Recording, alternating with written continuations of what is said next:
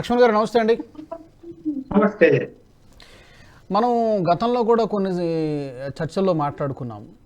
Unfortunately Hyderabad నగరం అనేది చాలా సందర్భాల్లో 100% అని చెప్పలేం, కానీ చాలా దేశంలో ఎక్కడ ఏ సిటీలో టెర్రర్ అటాక్స్ జరిగినా ఏదో ఒక రూపంలో ఇక్కడికి సోర్స్ ఉండడం జరుగుతూ ఉంది. మనం చాలాసార్లు చూసాం కూడా. ఎందుకని ఇలాంటి పరిస్థితి నెలకొంది? ఇక్కడ ఏదో ఒక సేఫ్ జోన్, ఎక్కడైతే మనం సేఫ్గా ఉంటామన్నటువంటి ఒక భావన ఉందా, లేకపోతే ఇంకేమైనా కారణాలు ఉన్నాయా? ఈవెన్ కేరళ కూడా. ఇప్పుడు మనకి ఎన్ని చెప్పినా కూడా సరే, సమాజంలో ఇవాళ ముస్లింలందరూ అలాంటి ఆలోచన చేస్తున్నారనో లేకపోతే మొత్తం కమ్యూనిటీని అంతా కూడా మనం నిందించడానికి లేదు. డెఫినెట్గా లేదు. ఎవరైతే ఈ టెర్రరిస్ట్ గ్రూపులు మెయింటైన్ చేస్తున్నారో వాళ్ళు అతి జాగ్రత్తగా ఏం చేస్తున్నారంటే అమాయకులను ట్రాప్ చేసి వాళ్ళను మళ్ళీ సమాజంలోకే పంపించి, ఇప్పుడు ఓల్డ్ సిటీ ఉందనుకో, అక్కడెక్కడో పోయేసి మేమేదో పలానా ఊరి నుంచి వచ్చాము, మాకు ఇక్కడ ఇల్లు కావాలా, రూమ్ కావాలా అని అని వచ్చి తీసుకుంటారు, అక్కడ ఉంటారు. అక్కడ సేఫ్టీ ఎందుకు అంటే, నేను చాలాసార్లు ఆ ఓల్డ్ సిటీలో పర్యటన చేశాను. అస్సలు మనం ఏ సందు ఎటా వెళ్తుందో తెలీదు. ఆ లోకల్ వాళ్ళకి తప్ప మనం పోతే మన కన్ఫ్యూజ్, లోపల పోయిన తర్వాత ఏదో పద్మవ్యూలేకపోయినట్టు కన్ఫ్యూజ్ అయిపోయి మళ్ళీ దారి ఎటుని ఎవరైనా అక్కడ అడిగి రావాల్సి వస్తుంది. అలా ఉండేది. అది షెల్టర్ గా జోన్ గా తీసుకునేది. ఎందుకంటే కనిపెట్టడం చాలా కష్టం. ఈవెన్ పోలీసులకు కూడా ఏ రూమ్ లో ఎక్కడ ఉంటారో తెలీదు, ఉన్న దారి ఏంటి, తర్వాత ఎవరైనా సమాచారం ఇస్తారా, ఎవరు పోనీ ఆ లోకల్ గా ఉండే వాళ్ళకైనా వీళ్ళు వచ్చిన వాళ్ళు పలానా వాళ్ళు తీవ్రవాద సంస్థమైన వాళ్ళకి తెలుస్తుంది, వాళ్ళకు కూడా తెలిసే అవకాశం లేదు. వాడు వస్తాడు, ఆ రూమ్ లో ఉంటాడు, వాడు బయటికి వెళ్తాడు, ఏదో కూడా పలానా షాప్ లో పని చేస్తున్నాను అదో ఏదో చెప్తాడు. ఎరుపు పొరుగు వాళ్ళకు పలానా చోట కూలి పని చేస్తున్నానో ఏదో చెప్తాడు. కాబట్టి ఇక్కడ మనకు ప్రతిసారి అక్కడ మనము ఇక్కడ వాళ్ళు ఏదో పట్టుబడుతున్నారు అంటే కారణం అదే. షెల్టర్ జోన్ లాగా ఉండిపోయింది ఓల్డ్ సిటీ. ఒకప్పుడు దాన్ని అంటే ఫస్ట్ ఎన్డీఏ అంటే బీజేపీ గవర్నమెంట్ చంద్రబాబుతో పొత్తు పెట్టుకున్నప్పుడు అప్పుడు ఆలోచన చేశారు, అక్కడ ఏదో జరుగుతూ ఉన్నది, శాంతి భద్రతల విషయంలో కూడా రాబోయే కాలంలో ఇబ్బందులు వస్తాయి. కానీ ఓల్డ్ సిటీలో ఉండేటువంటి వాళ్ళని పక్కన న్యూ సిటీ ఒకటి కట్టి, అప్పుడు అటువైపు బాగా ప్రభుత్వ స్థలాలు దండిగా ఉన్నాయి. ఆ ఓల్డ్ సిటీ వెనక సైడ్ వెళ్తే మనం అక్కడ మంచి కాలనీలు పేదవాళ్ళందరికీ కట్టించి ఆ యొక్క సందులన్నీ వెడల్పు చేద్దాము, రోడ్లు వెడల్పు చేద్దాము అని ప్లాన్ చేసినప్పుడు మజ్లిస్ పార్టీ తీవ్రంగా అడ్డుకుందండి. పెద్ద అల్లకొల్లం అవుతుంది అది చేస్తే అని చెప్పి భయపెట్టించేసేసరికి దాని ఆ ప్రతిపాదన పక్కకి వెళ్ళిపోయింది.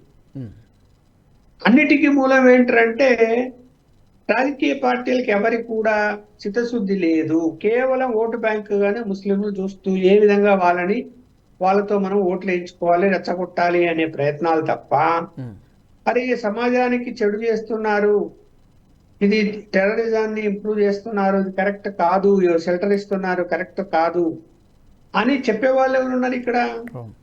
ఇంకా సహాయం చేసే వాళ్ళే కనిపిస్తారు మనకు. ఇది ఆంధ్రప్రదేశ్లో కూడా అంటే సరే, అప్పుడంటే ఉమ్మడి ఆంధ్రప్రదేశ్ కాబట్టి మనం ఆంధ్రప్రదేశ్ ఒకటిగానే మనం మాట్లాడుకున్నప్పుడు, ఇప్పుడు రాష్ట్రం విడిపోయిన తర్వాత మళ్ళీ ఈ ప్లాన్ మార్చారో ఏమో తెలీదు. కొన్ని ప్రాంతాలలో మళ్ళీ ఎన్ఐఏ సోదాలు చేయాల్సి వచ్చింది, పట్టుబడ్డారు కొంతమంది. ప్రత్యేకించి మనకి అక్కడ కర్నూలు, నంద్యాల ప్రాంతంలో ముస్లిం మైనారిటీ ఎక్కువ నివసిస్తుంటారు కాబట్టి అక్కడ మళ్ళీ షెల్టర్ జోన్ గా తీసుకునే ప్రయత్నం చేస్తున్నారు.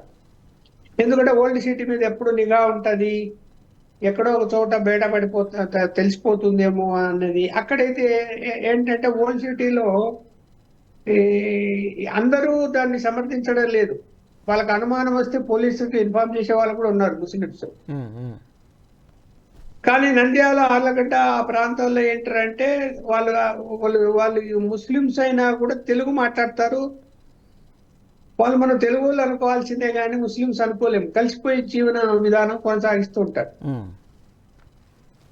అట్లాంటి చోట ఏమైపోయిందంటే పెళ్లిళ్ళు చేసుకుంటామనో లేదా ఏదో కారణాలు ఇవన్నీ చెప్పి, అలాగే కొంతమంది పేద వర్గాలను రెచ్చగొట్టి వాళ్ళకి డబ్బులు ఇచ్చి అక్కడ పోయి షెల్టర్ తీసుకొని అక్కడ పిల్లగాల్ని యూత్ను తీసుకొచ్చి ట్రైనింగ్ ఇచ్చి ఇవన్నీ కూడా చేశారు. మనం చూసాం కదా, వాళ్ళని తీసుకెళ్లి ట్రైనింగ్ ఇచ్చారని కూడా.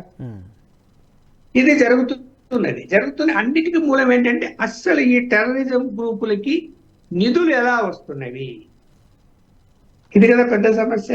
దాన్ని కంట్రోల్ చేయాల్సిన బాధ్యత ఎవరిది? కేంద్ర ప్రభుత్వ నిఘా సంస్థది, కేంద్రాన్ని అనుకున్నాం. చేయగలుగుతున్నారా అంటే చేయలేకపోతున్నారు. ఎక్కడ లోపం ఉందో తెలియదు నాకైతే. ఎలా కోట్ల డబ్బులు వాళ్ళకి వస్తున్నాయి? ఎవరైనా ఇప్పుడు పేదవాడు అనేవాడు వాడికి నిరుద్యోగి ఇంట్లో ఉంటే వాడు 10th చదువుకొని 7వ తరగతి చదువుకొని వాడు తీసుకెళ్లి వాళ్ళ ఇంట్లో 10 లక్షలు 50 లక్షలు డబ్బులు ఇచ్చేసి వాడిని తీసుకెళ్లి తయారు చేస్తున్నారు అంటే అసలు వాళ్ళకి డబ్బులు ఎక్కడి నుంచి వస్తున్నవి, ఎవరు ఇవ్వాలి? ఇప్పుడు నక్సలైట్ల కంటే ఏమైపోతుంది, ఫారెస్ట్ కాంట్రాక్టర్లు అలాగే కొంతమంది బెదిరిస్తే పొలిటీషియన్స్, రాజకీయ పార్టీ నాయకులు భయపడి వాళ్ళకి కట్టలు డబ్బులు పంపిస్తున్నారు అనుకో.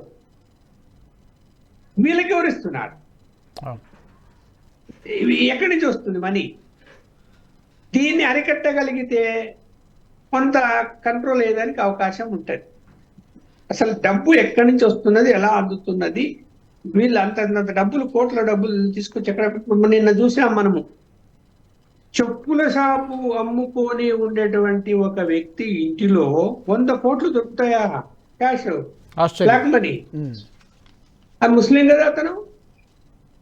అంటే దాని వెనక ఎంత ఎంత వ్యవహారం ఉండింటుంది. ఊరికనే 100 కోట్లు సంపాదిస్తాడు చెప్పుల షాప్ పెట్టుకొని. అంటే ఆ మనీ ఎలా వచ్చింది? బ్లాక్ మనీ 100 కోట్లు ఒకటేసారి క్యాష్. అంటే వెనక ఏంటి? దాని వెనక రాజకీయ నాయకుల్లో బ్లాక్ మనా, లేకపోతే ఇలాంటి టెర్రరిస్ట్ గ్రూప్ సంస్థలకు సంబంధించిన నిధులా ఏంటి అనేది తేలాలి కదా. 100 కోట్లు అంటే ఒక చిన్న చెప్పుల షాప్ అది. నేను చూశాను వీడియో అంతా. ఓకే.